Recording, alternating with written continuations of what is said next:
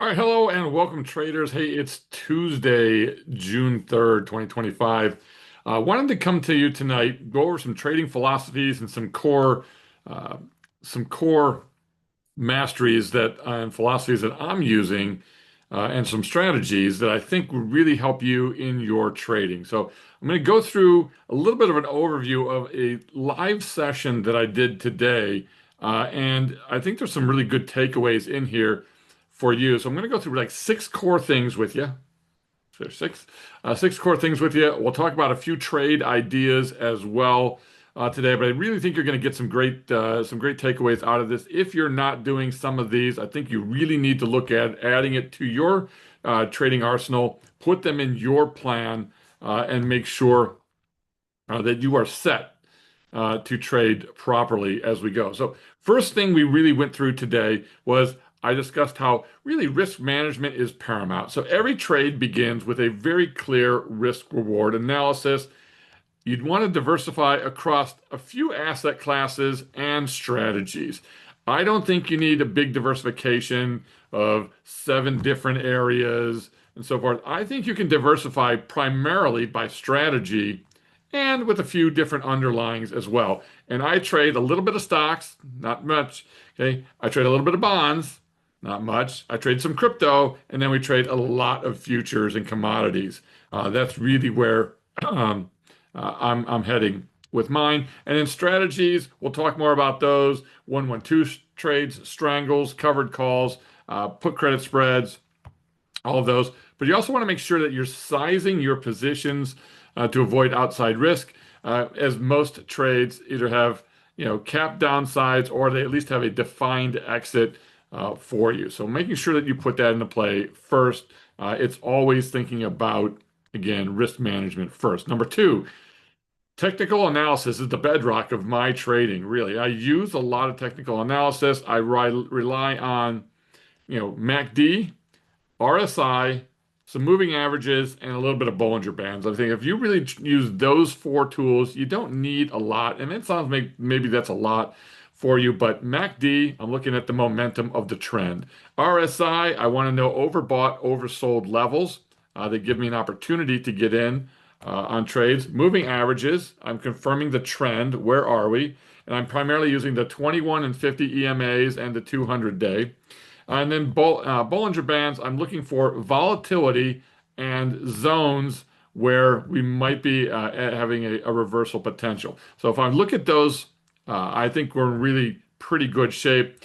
And as far as trade patterns, right now I see a handful of cup and handle patterns out there, some bull flags we went through today. I do like anchored VWAP levels as well. And then I really like triangles, symmetrical triangles, ascending triangles, descending triangles, falling or ascending wedges. Either one of those, love trading those strategies. All right, so using technical analysis as a bedrock to give me some idea of the trend and which direction to go, and what setups give me really the best probabilities to be successful, then I will find a strategy that takes advantage of that. So it's all about probabilities and strategies. Technical analysis gives me the best probabilities and entries to follow the trend or the reversal. Okay, well, then I find the strategy to mirror up with that in whichever the underlyings there are. And I don't mind what the underlying is necessarily, even though I prefer futures, mainly S&P futures. That's my number one go-to. But then we'll also trade a lot of oil and gold futures and at times some bonds futures. Then we'll mix in a few indexes and stocks as well. Number three is structured profit taking. I have a predefined target for every single trade as to where I'm going to take profit level. I'm also going to make sure that I've got either good to canceled orders working or alerts at certain zones. And today I exited a gold trade with 90% gain on it just to lock in the profits. So again, understanding where my profit targets are or when I'm getting close to those, when I should take profits early. Like sometimes, even though I might have a 80-90% profit target, depending on what it is, if we get there really quickly, then 50% or 60% might be better. If I'm going to get to something that I think is going to take 30 days normally, but I get there in 5 to 10 days at 50%, take it off. Okay? Nobody can go broke taking a profit. All right. So the next thing is for me as a trader, you have trading and you have investing. I have two completely different portfolios for that plus IRAs. IRAs and my investing portfolio, long-term focus, okay, income focused, but really just capital appreciation.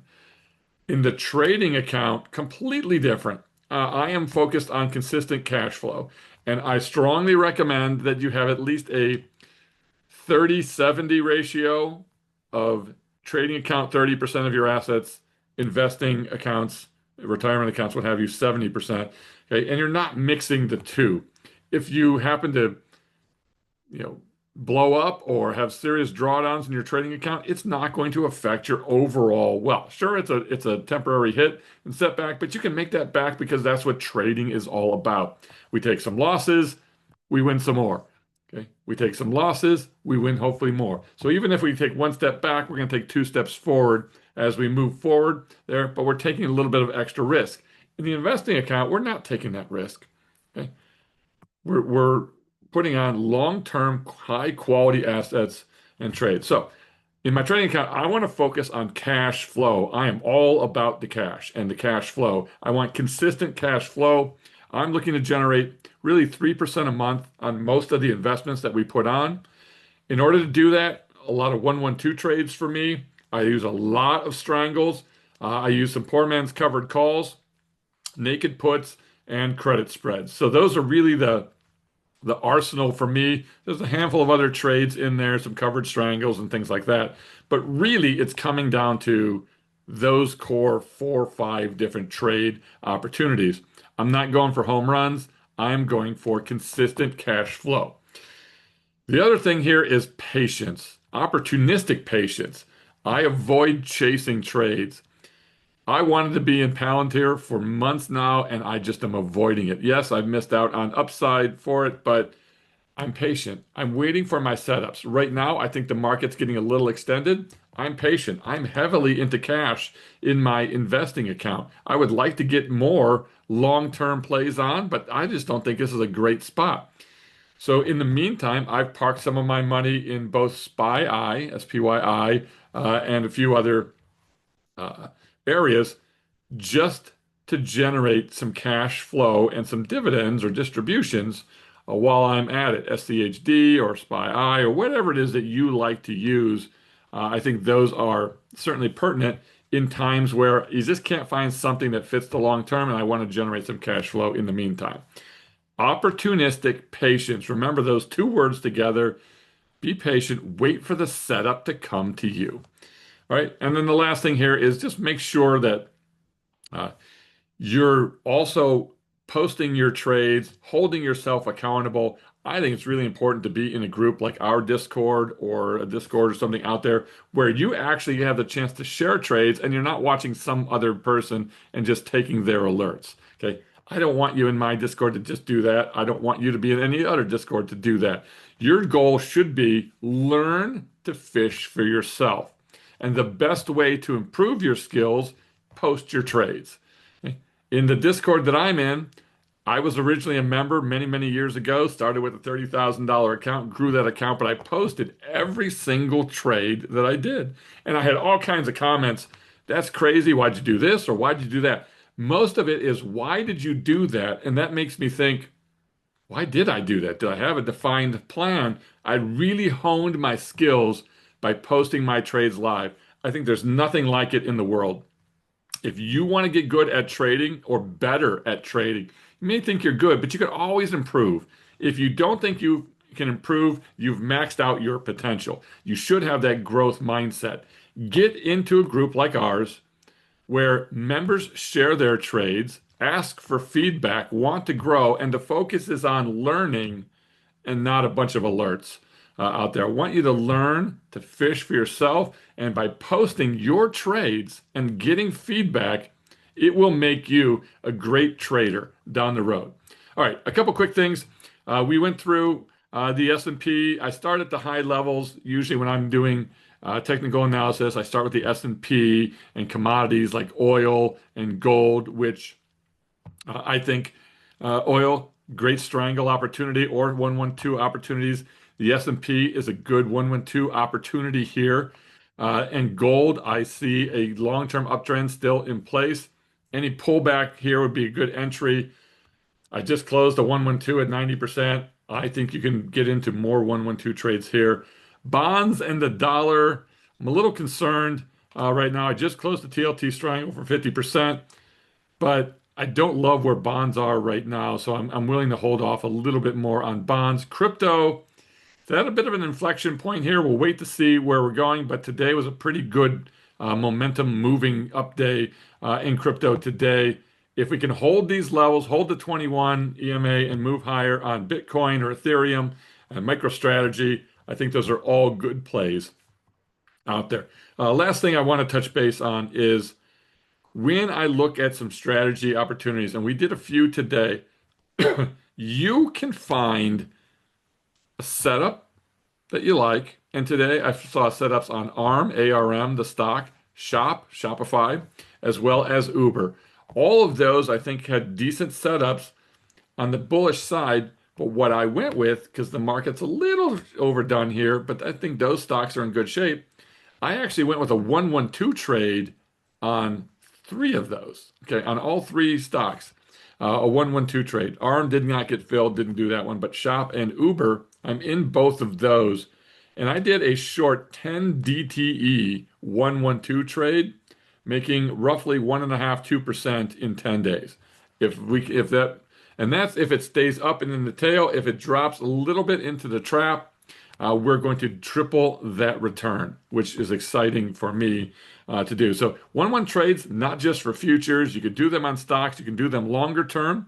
You can do them shorter term. One of our members was pointing out wanting to do Uber a little bit longer, like a 60-day. Fine. The 60 actually worked out really, really well. It's a great return. I just happened to do a 10-day version.